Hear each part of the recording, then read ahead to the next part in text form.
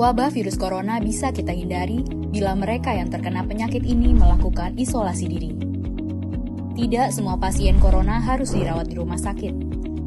Mereka yang tidak termasuk kelompok rentan cukup melakukan isolasi diri di rumah. Protokol isolasi diri sendiri dalam penanganan COVID-19. Mengapa orang yang diduga tertular COVID-19 diisolasi setidaknya 14 hari? Gejala COVID-19 biasanya muncul dalam rentang 1-14 hari berupa batuk, demam, atau sesak nafas. Dalam selang waktu itu, kondisi orang diduga terinfeksi COVID-19 diisolasi dan dipantau di rumah sakit, rumah, atau tempat lain. Untuk memastikan infeksi, akan dilakukan tes beberapa kali.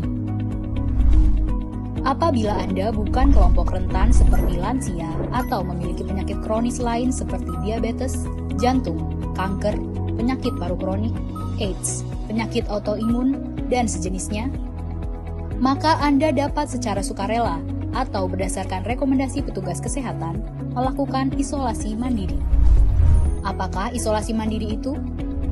Isolasi mandiri adalah upaya mencegah penyebaran COVID-19 dengan berdiam diri di rumah sambil memantau kondisi diri kita, seraya tetap menjaga jarak aman dari orang sekitar atau keluarga.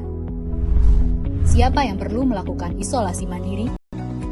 Siapapun yang memiliki gejala sakit seperti demam, batuk atau pilek, nyeri tenggorokan, atau gejala penyakit pernafasan lainnya, atau termasuk dalam kelompok orang dalam pemantauan atau ODP, yaitu orang yang pernah berkontak erat dengan pasien positif COVID-19 dan atau orang dengan riwayat perjalanan dari negara atau transmisi lokal COVID-19. Berapa lama waktu isolasi diri? Setidaknya selama 14 hari sampai hasil pemeriksaan sampel di laboratorium diketahui. Apa yang perlu dilakukan saat isolasi mandiri?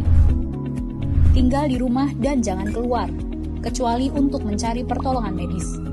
Sebisa mungkin, gunakan kamar terpisah dan selalu jaga jarak setidaknya 1 meter dari anggota keluarga lain. Selalu gunakan masker selama masa isolasi diri. Ganti masker secara rutin apabila basah atau kotor. Lakukan pengukuran suhu harian dan observasi gejala seperti batuk atau kesulitan bernafas. Hindari berbagi peralatan makan seperti piring, sendok, garpu, dan gelas, perlengkapan mandi seperti handuk atau sikat gigi, dan juga benda berbahan kain, misalnya pakaian atau selimut. Terapkan perilaku hidup bersih dan sehat seperti makan makanan bergizi, rutin mencuci tangan dengan sabun dan air mengalir, serta melakukan etika batuk dan bersih. Upayakan berada di ruang terbuka dan berjemur sinar matahari setiap pagi. Jaga kebersihan rumah dengan cairan disinfektan, terutama untuk area atau permukaan yang sering tersentuh tangan. Hubungi segera fasilitas layanan kesehatan bila sakit memburuk, seperti mengalami sesak nafas. Apa yang tidak boleh dilakukan saat isolasi mandiri? Tidak boleh keluar rumah, termasuk untuk bekerja, apalagi ke ruang publik. Bila sangat terpaksa harus keluar, gunakan masker dan hindari transportasi publik atau tempat ramai. Tidak boleh berbagi alat makan, mandi, dan pakaian bersama anggota keluarga lainnya. Cuci peralatan makan dan pakaian secara mandiri, terpisah dari anggota keluarga lain. Bila harus berbagi kamar mandi atau mesin cuci pakaian, maka bersihkan dengan desinfektan setelah dipakai. Bagaimana menjaga pertahanan tubuh selama masa isolasi mandiri?